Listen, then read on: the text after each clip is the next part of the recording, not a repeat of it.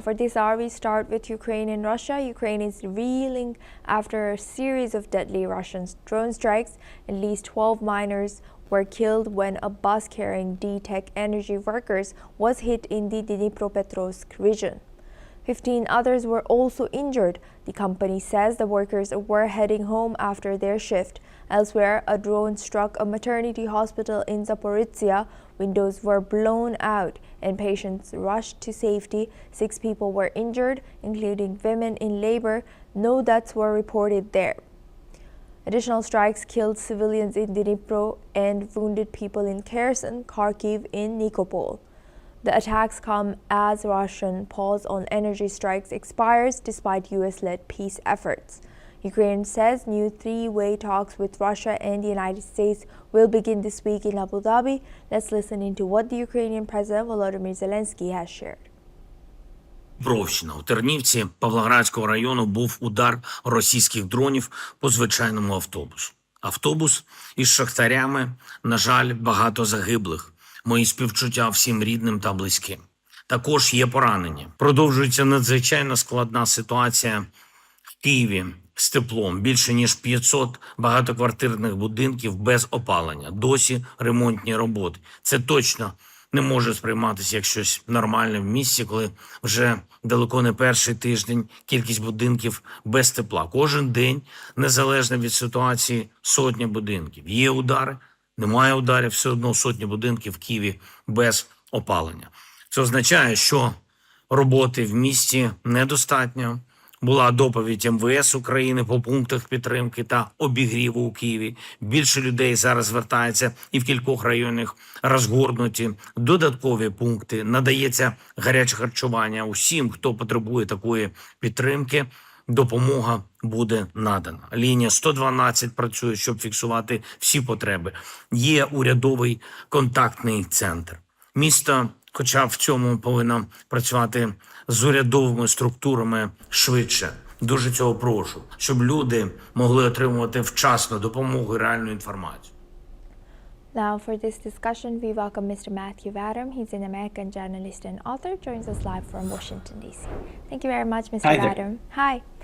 Now, looking at this, as talks continue, which are to take place today, how do you think these attacks, continuous attacks, are jeopardizing those talks? And also, what can we expect from these talks taking place today? Okay, well, these, attacks are definitely not helping the cause of peace. But as I understand it, Russia only agreed to stand down for a period of days because of the cold winter weather. This was at the request of President Donald Trump. It only agreed to stand down for a few days, and now it's resumed the attacks. And unfortunately, the coal miners in Ukraine got hit and were killed. Obviously, this is going to have an impact on negotiations. It's going to this new trauma inflicted on Ukraine is going to put greater pressure on the parties to come to a peaceful resolution of the current conflict. And whether that is actually going to happen is anyone's guess at this point. The two sides are still, as I understand it, very far apart on the key issue that matters, and that has to do with who gets to control the territory that Russia has conquered, that it has taken by military force. And Ukraine wants its territory back, and Russia doesn't want to give it back. So they're at an impasse on that, and it's possible at any time that they could work past that impasse and come to an agreement. But I think something more significant would have to happen in order to put pressure on one of the sides for there to be a sudden outbreak of peace in Eastern Europe.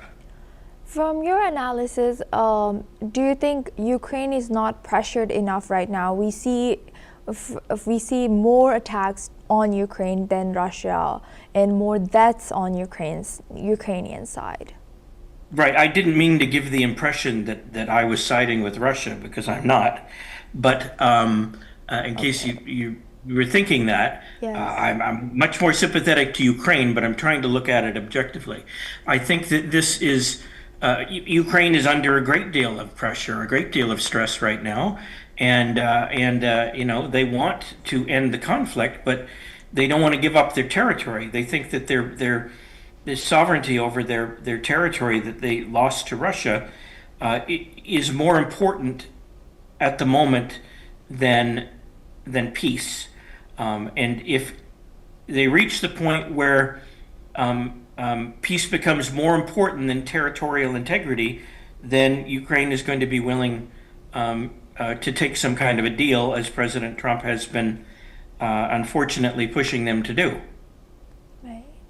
Yes. Thank you for clarifying that and sharing that with us, Mr. Radam. Okay. Please stay with us as we come back to you for our next discussion as well. Now, moving on to U.S., 5-year-old Liam